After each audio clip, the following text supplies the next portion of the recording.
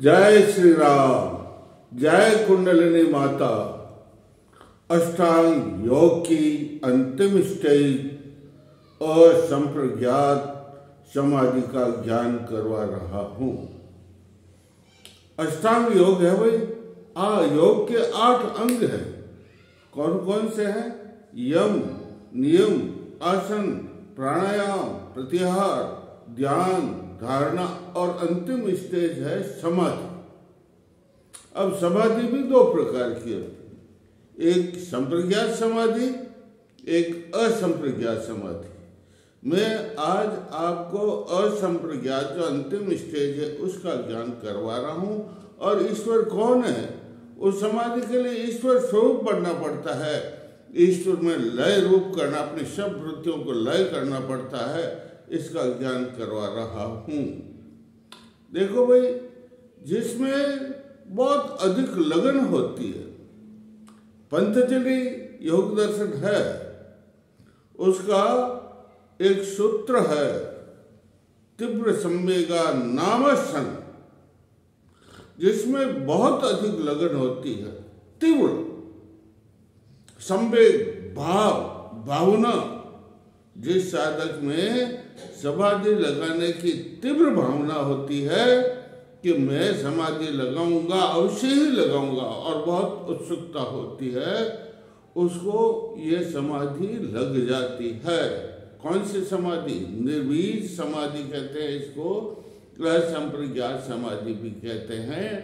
इसमें वैराग्य होता है, वैराग्य से जो है ये भावना होती है, और इसमें सारी वृत्तियां जो है नष्ट हो जाती है। इसलिए इसको निर्बीज, वृत्तियों का बीज भी समाप्त हो जाता है। इसलिए इसे निर्बीज समाधि या असंप्रज्ञात समाधि कहते हैं।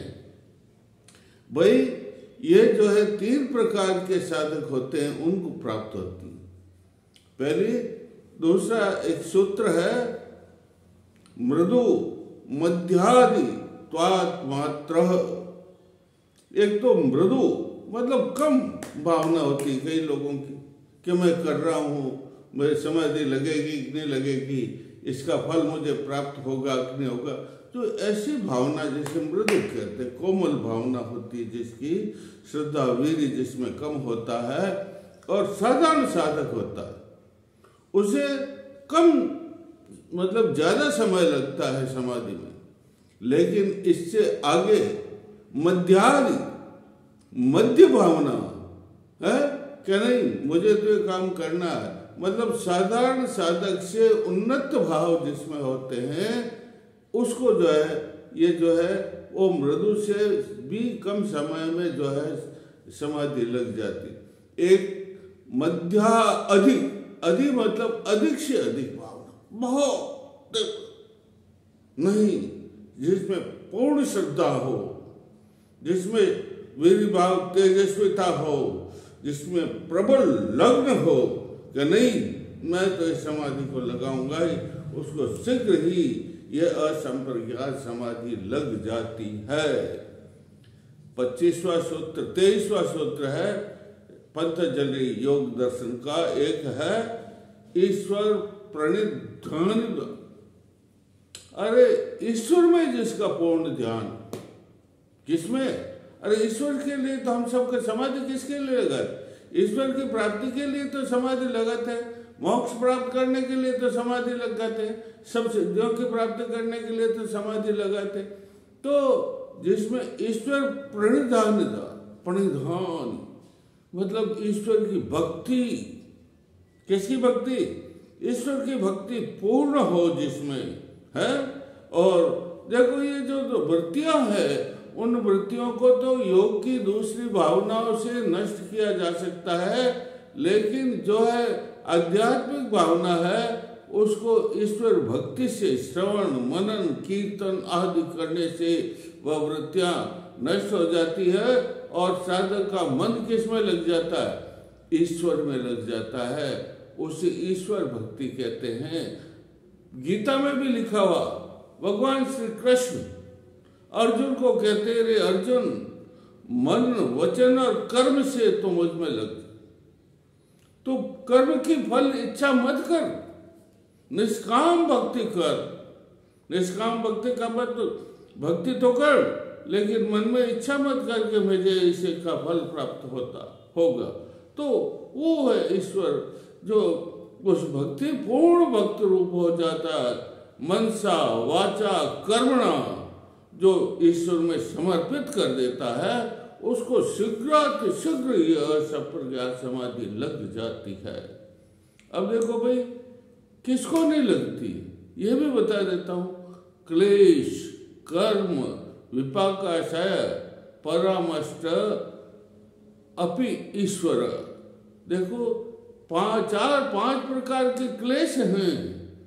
अस्मिता, अविद्या, राग, द्वेष और उपनिवेश।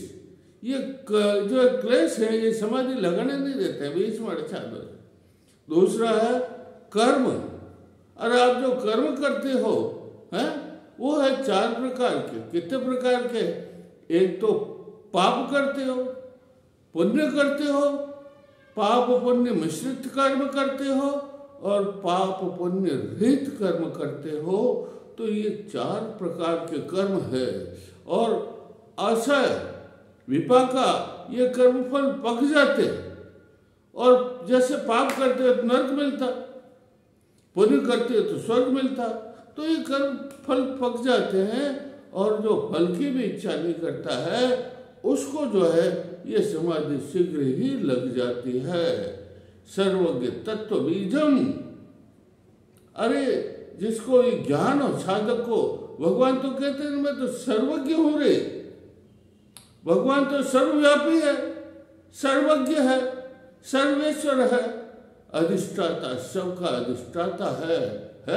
वो उसको ज्ञान हो जाता कि नहीं मैं भी सर्वज्ञ बन जाऊं। पराकाष्ठा। सर्वज्ञ तत्व बीजम का मतलब निरतिशयम तत्र निर्दिशम सर्व तत्व बीजम, जिसको ज्ञान की पराकाष्ठा हो जाए है, अज्ञान उसके ज्ञान अंधकार सब उसका मिट जाए है, उसको शीघ्र ही समाधि प्राप्त हो जाए। और सर्वे व्यापक गुरु काले नवछेदार। अरे वो भगवान कहते हैं मैं तो जो है गुरुओं का गुरु। किसका गुरु? गुरुओं का भी गुरु। अरे परम ब्रह्म पहले हुए, फिर ब्रह्मादि हुए, फिर महेश्वर हुए, इनके गुरु तो वही है ना, परम ब्रह्म है।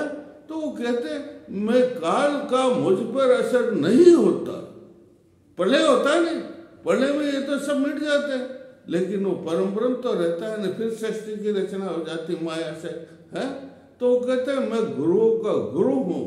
मतलब जिनमें सांसारिक इच्छा तो होती है, इनमें राजा महाराजा गुरु, साधारण गुरु, इसलिए साधारण गुरु नहीं बनाना चाहिए।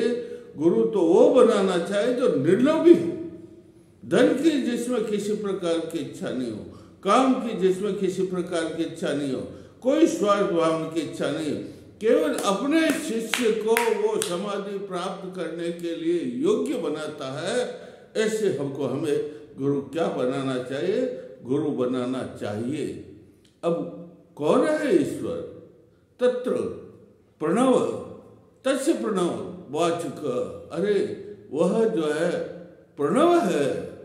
ईश्वर कौन है? प्रणव। ओम आपने नाम सुना होगा, इसको प्रणव कहते हैं। ओम ओम ओम, ये प्रणव कहलाता। इसमें 3 अक्षर हैं, अ, ओ और म। कितने हैं? एक एक का मतलब विष्णु विराट है, और ओ का मतलब शिव है, और म का मतलब परम परमात्मा से योग। ये 3 अक्षर हैं। ओ समाधि में बस यही होता। अरे समाधि लग जाती है, विदेह बन जाता है साधक। विदेह बन करके अपने अंतरतम में, लेकिन चेतना रहती है अंतरतम में। सिर्फ मन से हो, ध्वनि नहीं निकलती है, मन से ओम ओम, ध्वनात्मक ध्वनि उसके कान में अपने आप सुनाई, उच्चारण करने की आवश्यकता नहीं है। तो उसको जो है निरति कहते हैं, नहीं सुरति, सुरति कहते हैं नहीं, वो सुरति उसको लग जाती है।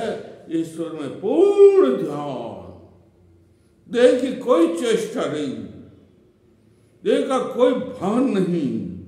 ऋषि मुनि हजारों साल तक समाधि लगाते थे रे, तो उनको शरीर का ध्यान थोड़ी रहता, इधर उधर हिलना डोलना वगैरह कुछ नहीं, केवल एक ध्यान, लक्ष्य। क्या लक्ष्य रहता है उनका? क्या लक्ष्य?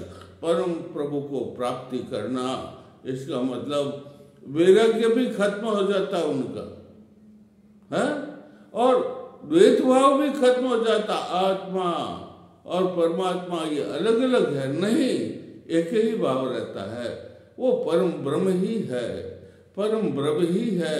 ज्ञाता, ज्ञाये और गृहस्थी, इन तीन जो है ये त्रिपुटी कहलाती है, ये भी एक हो जाते हैं और केवल उसको परम ब्रह्म, और वृत्तियां तो सब नष्ट हो ही जाती ये ओम उच्चारण करने से। तत्र वाचक तत् जप, अरे जपो, ओम को जपो, और ओम के अर्थ की भावना, जपने से कुछ नहीं होता। ओम जपो और ओम के अर्थ की भावना करो मन में, और वो ध्वनात्मक शब्द हमारे कण कण में गुंजित हो है। अंतरतम की ध्वनि, कौन सी ध्वनि? वो ओम की अंतर ध्वनि हमारे कण कण में गुंजित होती है, जिससे सर्ववृत्तियां नष्ट हो जाती है। और सर्ववृत्तियां, जैसे बीज होता है, बीज को जला देते हैं और फिर उसको जो है बोते हैं, जड़ कितना ही पीला हुआ अनबत में भी उगेगा क्या? अंकुरित होगा क्या? नहीं होगा। तो इसी प्रकार सब वृत्तियां उससे नष्ट हो जाए। तत्र प्रज्ञा है, ऋतंबरा तत्र प्रज्ञा। अरे ऐसे आदमी को फिर हृदय के अंदर, जो समाधि में बैठा रहता है, समाधि लगा लेता है, समाधि में बैठा रहता है, ध्यानस्थ होकर के उसको सत्य बुद्धि प्रकट हो जाए। कौन सी बुद्धि? सत्य बुद्धि। तीन प्रकार की दी मनुष्य, ये है ना प्रज्ञा, वो प्रज्ञा प्रकट हो जाती है, और प्रज्ञा प्रकट होकर के वो दूसरे संस्कारों को उत्पन्न नहीं होने देती। समाधि में बैठते मन एकाग्र नहीं होता, संस्कार उठ जाते है। जैसे पानी सरोवर में लहरें उड़ती, वैसे संस्कार उड़ जाते। तो तलेटी में जो परम ब्रह्म विराजे, तो वो दर्शन नहीं होते हैं। उसी प्रकार ये जो हम समाधि लगाते हैं, उसमें अंतिम में सत्य प्रज्ञा जिसे कहते हैं, ऋत अंबरा, ऋत मन सत्य, अंबरा मन भरी हुई, सत्य से भरी हुई सत्य बुद्धि प्रकट होती है, जो दूसरे संस्कारों को उत्पन्न नहीं होने देती, जो समाधि में व्यवधान डालते, जो समाधि में क्लेश डालते हैं, उनको उत्पन्न। लेकिन उसके बाद में क्या, वो स्टेज भी देखो आप, जो जबरदस्त स्टेज है, वो सत्य बुद्धि जो दूसरे कर्मों को, क्लेशों को उत्पन्न नहीं होती है, उत्पन्न होने नहीं देती, वो भी उसके साथ जल जाती, नष्ट हो जाती। क्या हो जाती?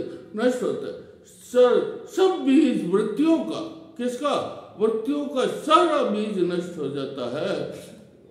जैसे सोने को तपाता है और उसमें सुहागा डाल के तपाता है, तो सुहागा से क्या होता है? सोना कंचन बन जाता, खरा हो जाता, लेकिन उसके साथ वो सुहागा भी क्या हो जाता? जल जाता है। उसी प्रकार जो है वृत्तियां को रोकती है ऋतंबरा तत्र प्रज्ञा, और उससे फिर जो है पूर्ण समाधि लग जाती, निर्बीज समाधि लग जाती है। तो भी थोड़ा सा क्लेश रह जाता है, संस्कार रह जाता है, तो संस्कार को भी नष्ट कर दिया जाता है। उसे केवल्य समाधि क्या कहते हैं? अंतिम स्टेज केवल्य। केवल्य का मतलब आपका सब चीज, ये तीन प्रकार का शरीर, तीन प्रकार की अवस्थाएं, और सूक्ष्म से सूक्ष्म शरीर जाकर के किसमें लय हो जाता? परम ब्रह्म में। किसमें लय हो जाता? परम ब्रह्म में लय हो जाता है। उसको कहते हैं केवल्य समाधि। क्या कहते हैं? ये स्टेज है भाई, इसलिए आपको इस समाधि की मैंने आपको बताई है भावनाएं, और भी मैं आगे की समाधियों का ज्ञान कल करूँगा। बोलिए जय श्री राम, जय कुंडलिनी माता, जय कुंडली।